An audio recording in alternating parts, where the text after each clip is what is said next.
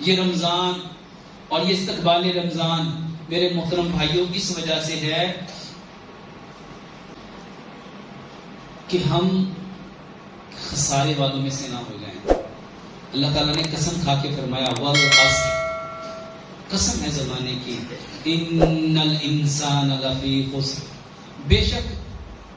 سارے کے سارے انسان خسارے میں ہیں، الا الذین آمنوا، مگر وہ لوگ جو ایمان لائے، وعملوا الصالحات، اور جنہوں نے عمل صالح کیا اور اس نیک عمل کرتے ہوئے وتواصوا بالحق وتواصوا بالصبر،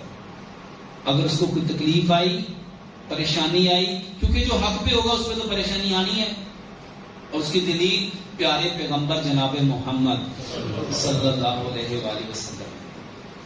اس پہ وہ صبر کرنے والے بھی تھے اور اس کے ساتھ وہ حق پر بھی تھے۔ میرے محترم بھائیوں، جو عمل کرے گا وہ اللہ کے ہاں عزت پائے گا، اور جو شیطان کے قید ہونے کے باوجود اس کے نقشے قدم پہ چلے گا، پھر اللہ کے ہاں اس کے لیے کوئی اتمام حجت، یعنی جو دشمن تھا رب کہتا اس کو تو میں نے باندھ دیا، اس کو تو میں نے جکڑ دیا، اب کیا دلیل ہے تمہارے پاس؟ اب کیا عذر ہے؟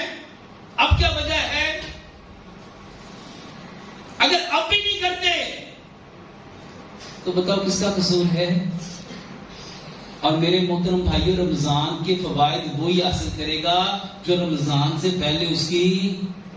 تیاری کرے گا، جس کو